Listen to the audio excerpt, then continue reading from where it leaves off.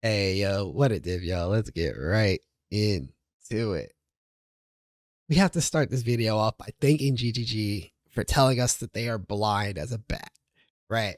We've been waiting for years to see what the vision TM was going to turn into. And, well, apparently they can't see. We thought, you would think, well, wouldn't you have known that from like Expedition League or Calandra League or even the 0.1 patch for PoE2's early access?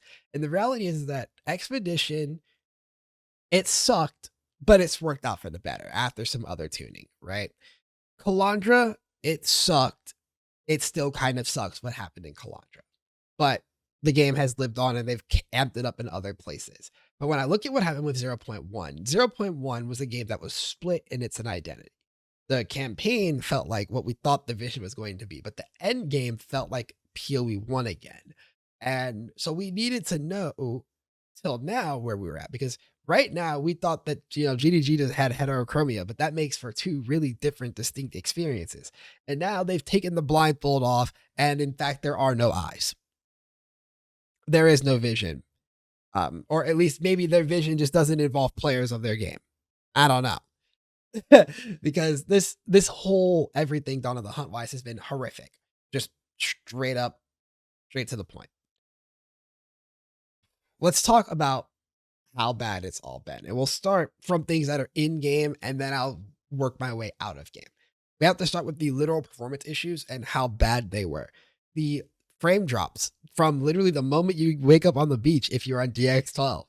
Love it, especially because I hate Vulcan as a renderer, but I had to switch in order to make the game playable. Instead of dealing with frame drops all the time, now I'm just dealing with things not rendering properly, including enemies being invisible and still killing me. Delightful, right?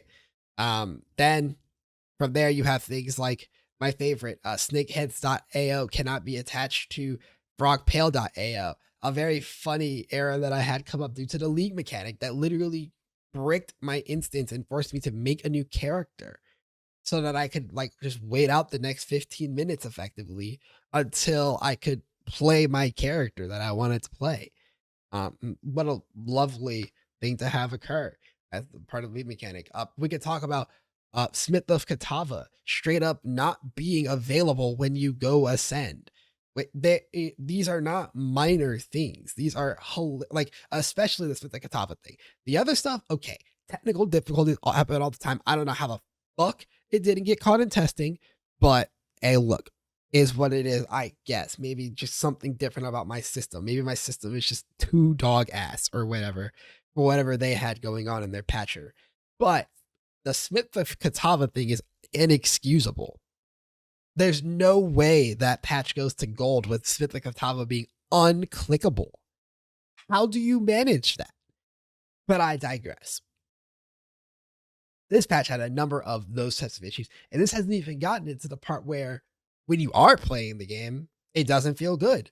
Remember those patch notes where they just nerfed everything into oblivion, and then they said, oh yeah, by the way, we have some number changes that we aren't going to tell you about here, but we have some number changes. And everybody kind of like light copes, like maybe there's some buffs in there. Don't worry. If you were any of the archetypes that got nerfed, don't worry. All you actually found in there were more nerfs. Like for me, booting up my monk again, because I kind of realized just from looking at the release material that I didn't really like the look of Spears and Huntress, which I will talk about that in a moment. I was like, I would rather play a monk again. Like I really like quarterstaff skills, and I need to see how bad the changes are for field purpose. And then I go look and find out, yeah, my preferred attack skill got nerfed by 10% or my bad, 15% for no reason. I'm looking at all of these other problems, all sorts of stuff. And then there's just the bell change, which the bell change, alongside many other changes that occurred in the patch, by the way,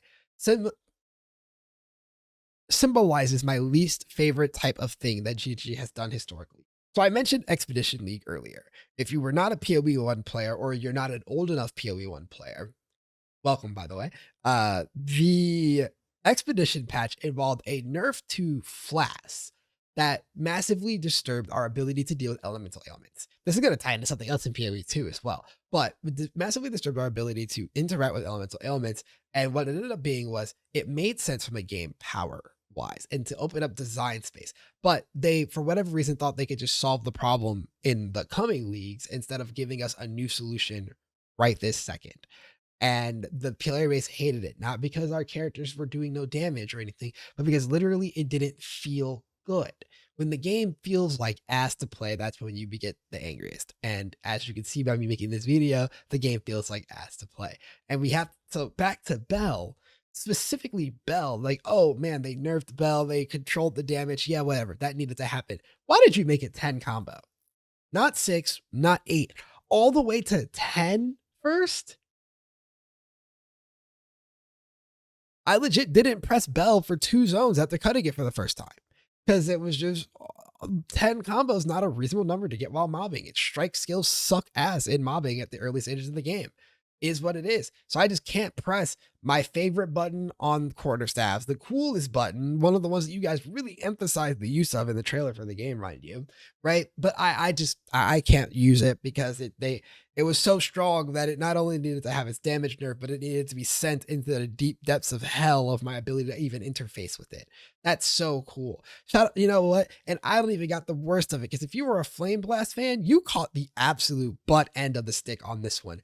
Getting all of those nerfs on Flame Blast and a 15-second cooldown on your channeling skill. Like, can we be serious? Who internally is playing these things and going, this is fun? And you're gonna that's a sentiment that echoes a lot. I've said it a lot since last night that I don't know who PoE 2 is being made for. I don't know who feels like it's fun to have to deal with 10 combo Bell, to deal with 15-second Flame Blast, to deal with let's see, what else can I get? Oh, I know. To deal with being stunned more often, as we deal with being frozen more often, right? Remember, I told you that back in the past, when they made it hard for us to deal with ailments, we didn't like it. But I love the idea that they should halve our elemental ailment threshold because we just weren't being frozen and chilled enough.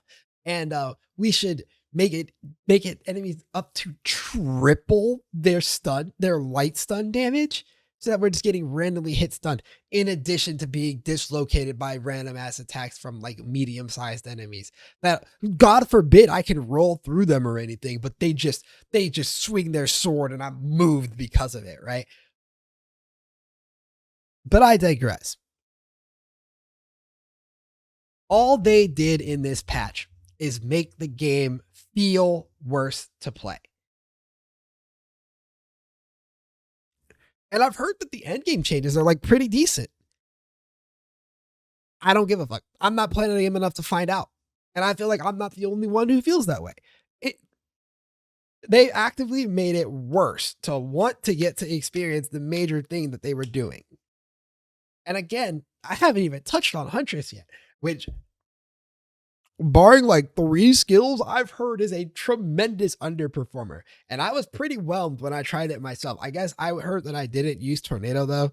I guess if I used the Twister skill, I would have had like a much better time with its damage at the very least, ignoring the way that the playstyle doesn't feel particularly good because it's just like combo, and medium performance. But hey, look, whatever that may be, right?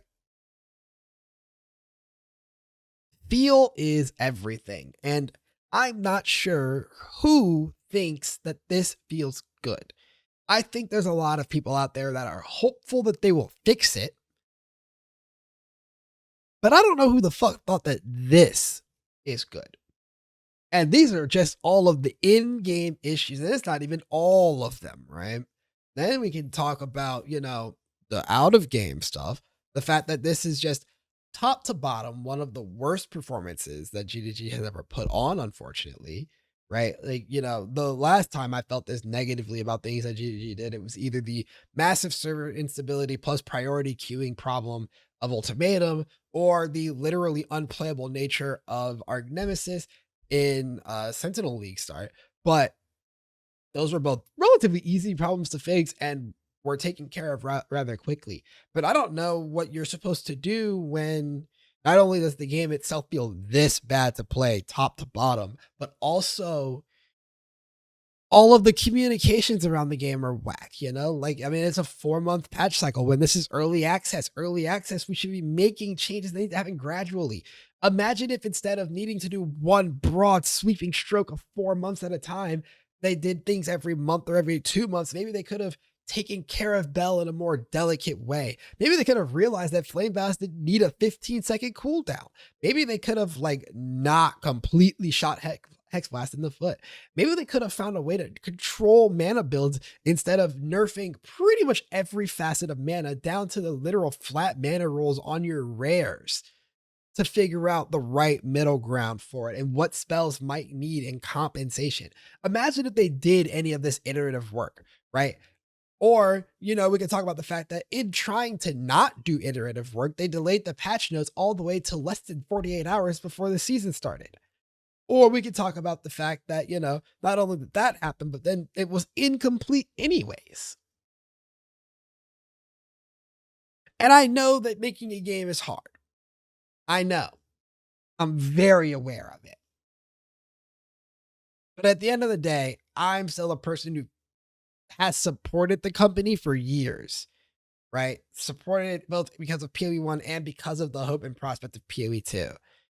And I'm not going to sit here and just be okay with being delivered a beyond subpar experience, not just subpar product, but experience, top to bottom. Like making the game less fun while also having the cracks fucking break wide open on your communication. You cannot do both of those at the same time. And so for that reason,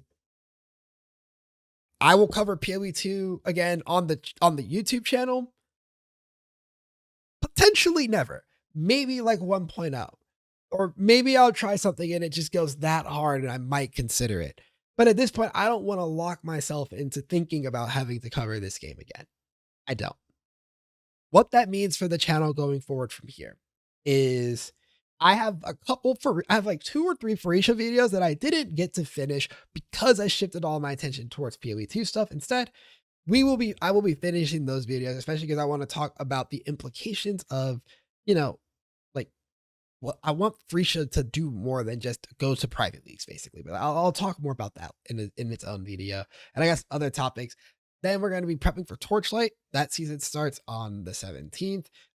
This is also a convenient time to announce that I'll be doing a live reaction to the season preview with the guys from the Embercast podcast that I do with Rat and Gooba. We'll be doing that on Saturday. I'll have the time and link to the right stream for that in the description, and I'll remind you guys when that's coming up. And then we're going to be covering Torchlight on the channel for a little bit.